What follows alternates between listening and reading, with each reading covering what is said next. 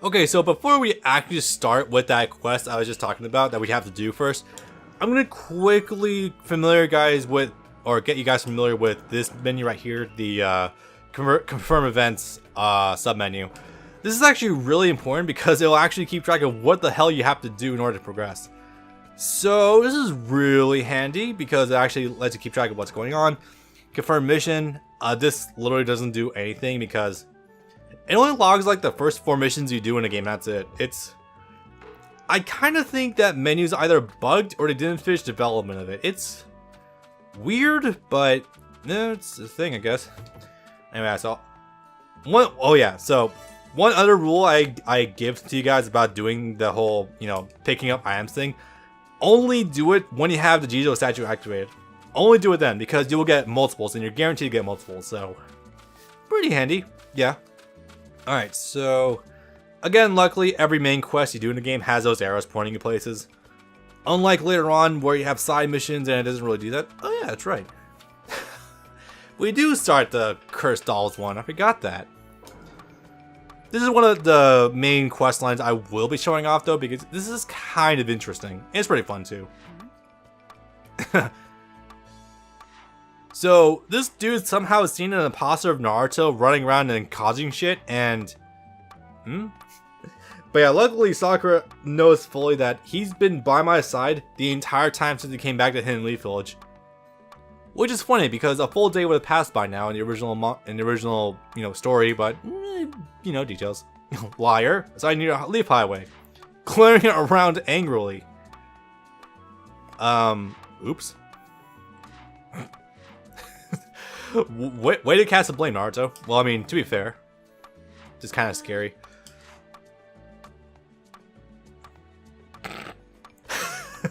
Jesus. Why does Naruto like this girl again? My god. Kidding. You're not kidding. She makes that joke way too often for that to just be a joke. Bitch. Anyway, so yeah, let's just go ahead and take care of this weird imposter. Luckily, the Leaf Highway is literally right outside. Like, that road you go onto before you get to the training field, that's literally it. Like, I guess that's another good thing is that anytime you go to a new place that's outside of Hidden Leaf Village, it just tells you right there, like, what the area is. And it's actually specific sometimes, so pretty handy. If you're trying to keep track of all this bullshit, which, trust me, is a godsend in its own right. Also, yes, you will eventually run out of the Jizo blessing. Luckily, the biggest one I know of is, like, literally right there. Hello. I love how also these curse dolls use the palette swap version of the characters. It's essentially the 2-player version of if 2 players pick the same color. By the way, that bothers me about Storm 2 onwards because, like, 1 or 2 people pick the same character. Like, the palette swap version is literally just like a slight rework to the color. Like, Classic Ninja, wildly different colors, really fun stuff. This game, sure. Just a slightly different tone of what the character regularly is. That's gross. And he's getting aggressive. Oh boy. So luckily some of these less important missions that you can do in the overworld, you can select who you want to use in your party. So that's really nice. No awakening. Bullshit. Also, small thing. I really find this annoying. I don't understand why this is a thing. Why is it that when Naruto, when you get Sage Naruto unlocked for, fighting pain and everything, and then you go into post game, you can't reselect Sage Naruto, like, unless you're doing versus modes. That's weird, but okay. Anyway, so I will be using Sakura here because she is moderately fun sometimes, kinda. I'm also just trying to show off, like, as many characters as I possibly can before going into this. Also, be wary. In missions like these, you have access to all of your items you can use on yourself, which is really handy. Like, just straight up, fucking great. I love it. Alright, so I don't need any for this because these Cursed Doll missions, they start off pretty basic. There's not a big buff to their stats, but later on, it will get pretty nasty. Like, pretty rough, actually. Alright, come at me. Oh, I thought it was gonna talk about right in my face. Anyway, yeah, I'm gonna do my best to choose every character I possibly can. to get some good diversity going on. Anyway, that was a down combo, side combo, you know. So, the funny thing Sakura does have, though, is that she's got a fucking grapple for her air attack. It's kind of funny. Let me see if I can do it, actually.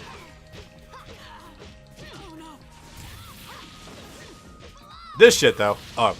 I thought she had air grapple. It might have been someone else, though. Okay. So... Oh, that's gonna go through it. Hell yeah. Okay. So I guess it's finally time to talk about that. The gutted ultimate jutsus in this game. You guys most likely know about it. I know about it. It's not really a secret that the ultimate attacks in Storm 2 were heavily toned down from what they were in Storm 1. Like, they're no longer the minute-long cutscenes that they once were. And you know, theoretically, I get it. I understand why, because you have competitive online matches. It would take way too long to go into a combo for it, and then just like wait the full minute out for it to be done. And yeah, no one has the time for that. It would get really sick, especially finding the same characters over and over again. I understand that. You don't need to reduce them all to 5 seconds a pop. That's really ridiculous.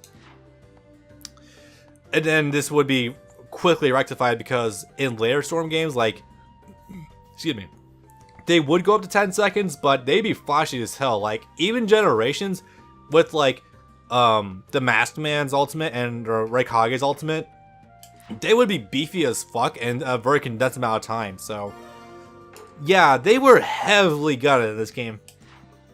Still look cool sometimes, but for the most part, no, not so much. It's really obnoxious. Also, hey,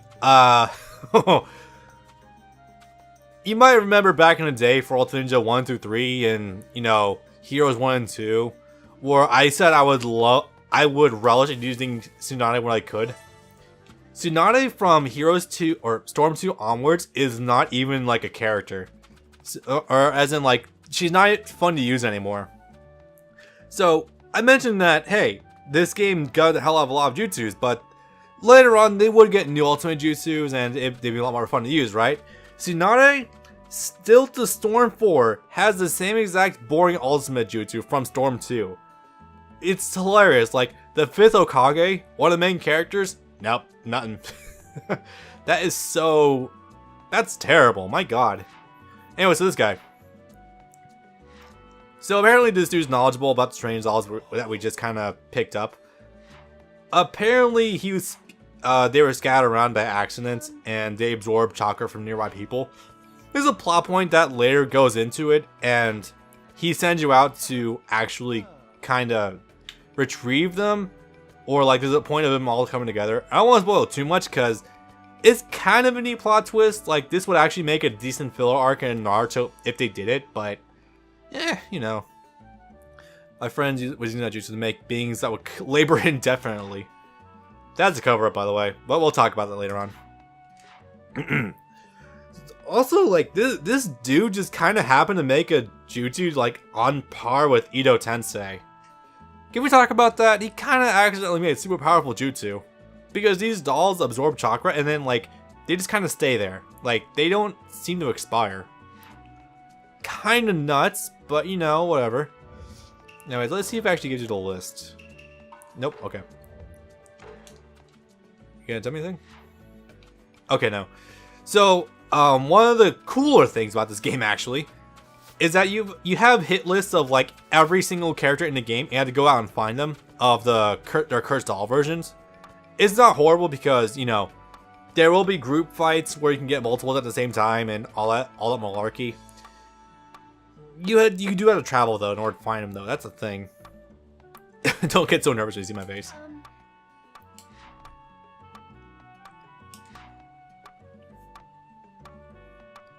Wait, oh, so I'm the fake now.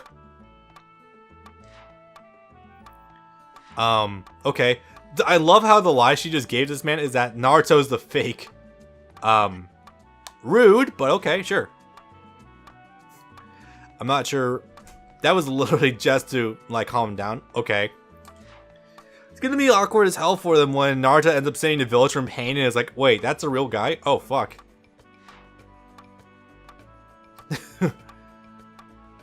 Hey, be a man, stop worrying about it. Is that sexist? I think that might be a little bit sexist. Then again, Kishi does kinda... I'll discuss the slight sexist undertones that go on a lot in this series. It's kinda bad. I don't feel like I'm qualified enough to talk about that, but it's like, ooh. Ugh, Sakura, that's pretty bad. Oh, there's actually lines going on. Hell. Return to Sonata. Yes, please. I love fast travel. Oof. And I would like to emphasize again for the fact that you don't get items until post game that allow you to fast travel. That boggles my mind, but that's a thing apparently. Sure, why not? Anyway, first mission done, clear. Now we got the second one. Yay!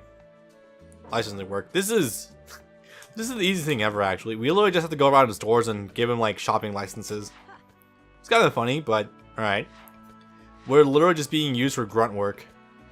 Like, it's not even like the interesting thing from what we just did with a doll, but literal fucking grunt work. I love it. Luckily, this does open up a few shops for us to go explore, so that's not horrible, but still. Also, the fact that this one doesn't tell you where these things are, so 3 trading licenses, yay. Okay, so general store, card shop, and barbecue. Okay. Luckily, I know where all 3 of these places are offhand, so not horrible, but it could be a bit more comfortable. I love it just says right there. It's like, what am I supposed to do again? Oh, okay. What do you mean these missions require brain power? What do you mean I can't just walk up to a wall and smash it? Oopsie. Well, luckily, each of these missions are really simple. Oh wait, no, this isn't the general store, is it? No, okay. Luckily, also, each one of these happens to have, like, descriptions about what each store carries, too. So that's pretty good. So anyway, general store is over here. Not too hard to track down. Yep. This dude is the same shopkeeper from here into Storm 3. So that's kind of funny. I will actually say I do like the connections between Storm 2 and 3. Like, there's a lot of the same shopkeepers, and the layout is like still pretty much the same, so it's pretty cool. I like that a lot. If they can do nothing right, they can at least keep things consistent between games, so that's pretty nice. I like the way ninja move. Theoretically, everyone can do that if they just train for it. But yeah, also look at that pot back there. Like, you can tell a lot of these backgrounds are just painted. That is really cool, and that probably required like so much work to do. I mean, sorry. I think that's neat. I think this looks really cool, but that's just me. You get scared away so easily. Collection items. Okay, so you can just buy stuff here. Various things include ultimate jutsu, some boss battle scenes, all that stuff. Unfortunately, those cool dioramas from Storm 1 are gone. I mean, I know I never looked at them before, but even just having them around was really cool. So, yeah, unfortunately, this was a game that kind of phased out a lot. What the fuck? What? Why is this one appearing as black and the rest aren't? Wait. Oh, the game is bugging out now. I have no idea. Strange. Anyways, yeah, you can see that I've already bought all of these, so you know, not much to do here. We won't be coming back here, luckily.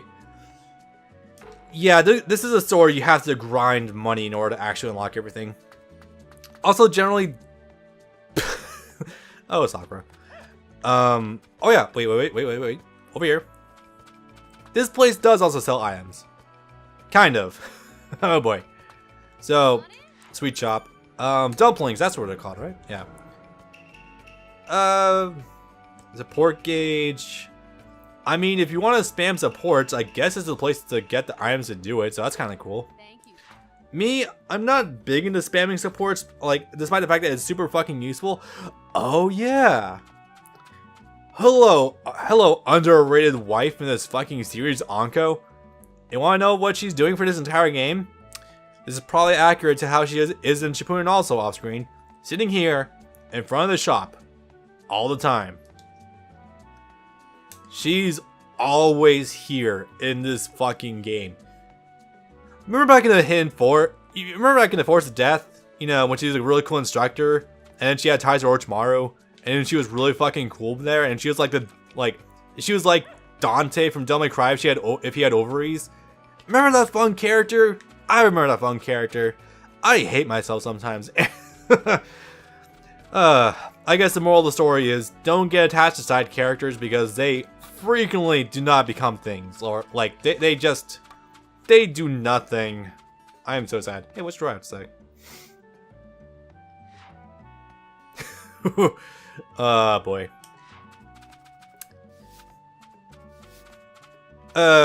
Withholding opinions before I can start formulating more interesting stuff to say. Anyway. So, barbecue shop. This place, though, is pretty cool because you get items that buff your attack stats. So, you know, pretty good stuff. Also, I love the people in this place. So, jeez. So, first of all, that kid down the bottom right who's just always like, I want my chicken nuggies. I love that kid so much. And then there's like that one, the one other kid on the bottom left who just looks blazed off his ass every time I come in here, and it does not change whatsoever. This fucking game. I love it. Also, unfortunately, this is not like Storm 3 where you can get those bento packs that have like, that can buff both your attack and your defense, which would be really cool. But unfortunately they do not. So yeah, you kind of gotta pick and choose between attack and defense, or attack or defense, or, you know, the one buff you ever get. Because remember, every time you use a buffing item, you're stuck with it. Like, otherwise, if you use another one, the one you just acquired is overwritten, so you can't stack multiples. That would be wonderful, but you can't. So, thanks, Storm 2. You're a real fucking pal. Anyway, so this guy here. This dude is essentially like, kind of like a slot machine. It's kind of funny. This is where you can buy a bulk of your ninja info cards from. You get more for, I think, doing online matches. Don't quote me on that, but there's also a trophy in it for you if you want to. Yeah. But literally most of these are pretty quick to get, so not too insane. Okay. This dude's really passionate about this stuff. A lot of the people who like sell specific items in this game are like really passionate about it, and it's kind of weird. Sure. And ninja info cards. There's literally nothing to it. Not a big deal. Yeah. Oh yeah, there's other stuff too. No, just really quickly show us off again. You can buy ninja info cards from him, but again, it's like a weird slot machine thing. Like, you can buy packs, but then you'll eventually max out. So, it's good to have them at least, I guess. It is kind of like a weird Yu-Gi-Oh pack card kind of thing. So yeah, again, I've bought everything from him, but I still don't have everything in the game because, like, there are certain ones that you can only unlock through certain means, I suppose. Yeah, if you're just interested in it for whatever reason, there you go. Got me. Alright. Moving on. Back to Shizune, because this woman makes us walk everywhere. This game will just make you walk to the ends of time. It's pretty bad, actually. My god. Anyway, so now I'm going to cut back until I get there because... again, you're going to have to get used to this, guys.